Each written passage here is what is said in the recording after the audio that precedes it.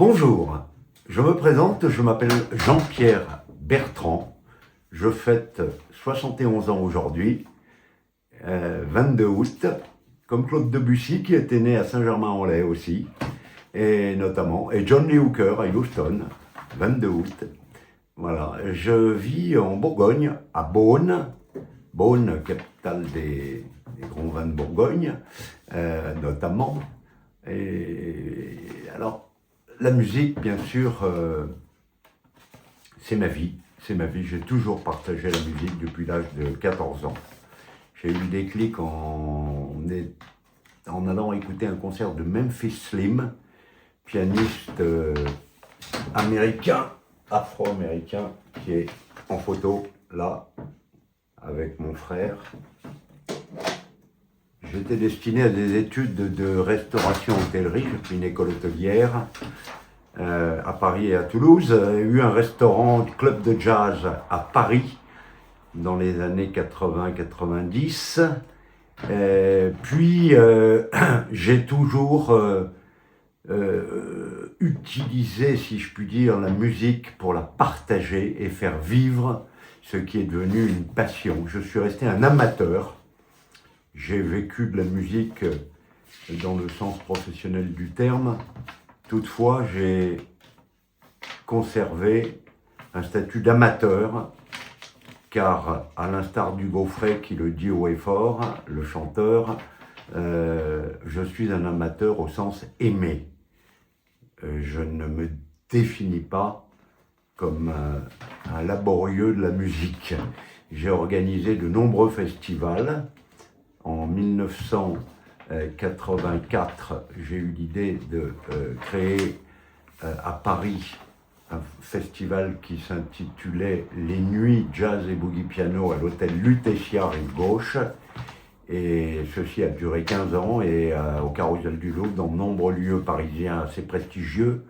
Puis, à mon arrivée à Beaune, où j'ai eu deux garçons, dont un qui joue très bien du piano, Arthur Bertrand, et j'ai eu l'idée de créer un festival qui s'intitule BBB, Beaune Blues Boogie Festival.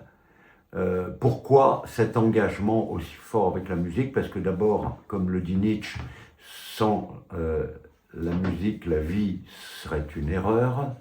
Et aussi parce que il y a tant et tant de portes qui s'ouvrent lorsqu'on sert et lorsqu'on aime la musique. La musique devient une passion lorsque on lui donne et lorsqu'on la partage. Point d'avenir sans partage, sans relève. Il y a une relève dans la catégorie que je pratique qui s'appelle le boogie-woogie, qui est le frère du blues, une musique qui se jouait essentiellement au piano dans les années 30 et dont j'ai fait une spécialité car c'est une musique extrêmement tonique, très fédératrice, qui s'adresse à tous, très enthousiasmante et qui figure assez peu dans le paysage médiatique, en France en tout cas, très développé dans d'autres pays européens. Le boogie-woogie a de très bons représentants dans toute l'Europe et dans le monde entier. C'est un style qu'il faut faire découvrir, à mon avis, car il engendre beaucoup de bonheur. C'est une musique de danse à l'origine, mais qui est très rythmique. Voilà. Alors, je suis donc actuellement auto-entrepreneur. Je continue d'organiser des événements pour des entreprises ou des particuliers, avec la musique, bien sûr. Je pense avoir beaucoup de choses à dire, et trop pour une petite vidéo, sur la musique que je cultive, pratique, et qui est l'essentiel de ma vie. Je pense que les jeunes d'aujourd'hui doivent absolument connaître aussi ce style très harmonique, très rythmique, très mélodique, au piano, un des instruments rois, Et je vais, pour clôturer cette présentation, jouer un morceau qui s'intitule « Les Roses de Picardie ». Alors pourquoi ce morceau? Parce que lorsque j'ai découvert le boogie, et un peu plus tard, vers l'âge de 17-18 ans, je suis allé dans un festival de jazz sur la Côte d'Azur qui s'appelait la Grande Parade du Jazz, dans lequel j'ai trouvé un disque d'un pianiste qui est resté l'un de ceux que je préfère dans le genre. Il s'appelait Albert Ammons, et j'ai entendu une version d'une chanson que chantait ma mère, et bien sûr qu'elle avait entendu par Tino Rossi en particulier, Les Roses de Picardie. Les Roses de Picardie, c'est une jolie mélodie dont on pense que le compositeur aujourd'hui est assez inconnu, mais elle daterait du début du peut-être 1910-1914. Les Roses de Picardie. Voilà.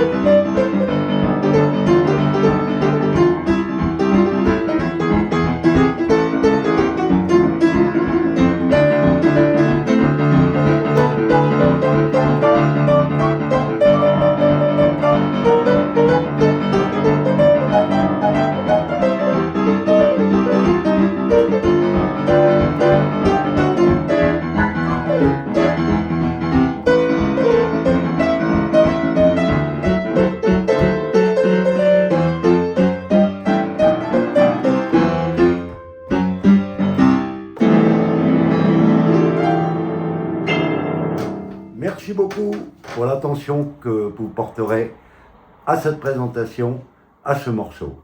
Voilà. Il y en a bien d'autres, évidemment. À bientôt. Au revoir.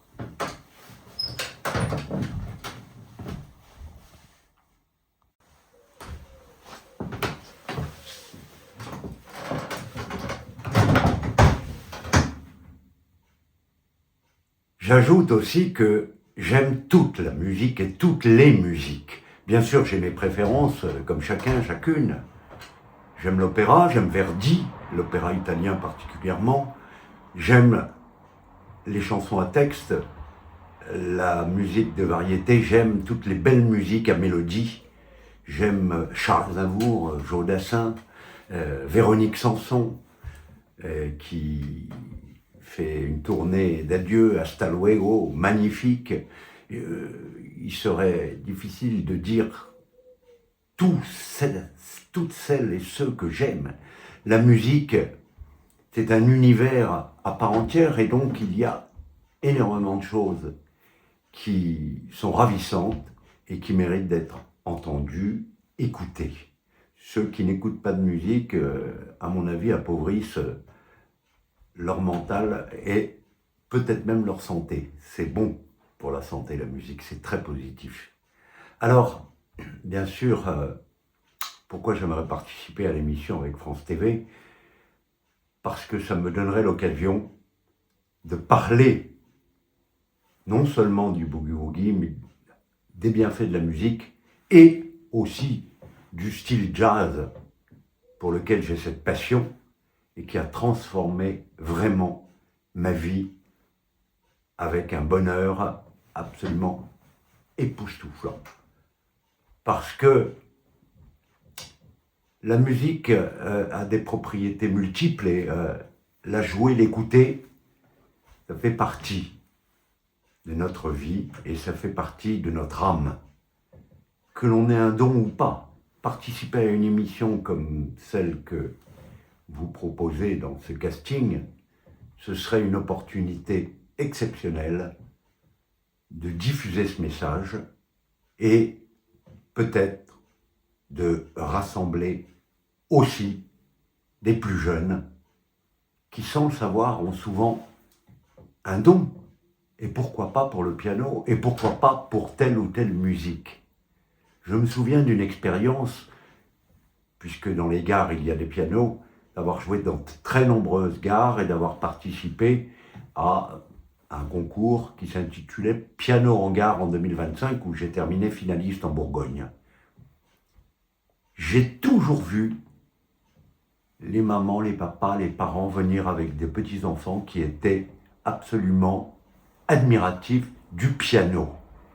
Car l'instrument, le son, le fait que, en appuyant sur une touche, on ait déjà un son,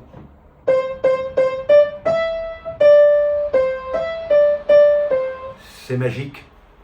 Et donc là, il y va de l'intérêt même des conservatoires, de la préparation à la musique tout jeune, afin de diffuser le message et ne pas s'en tenir à quelques rudiments enseignés, mais aller plus loin.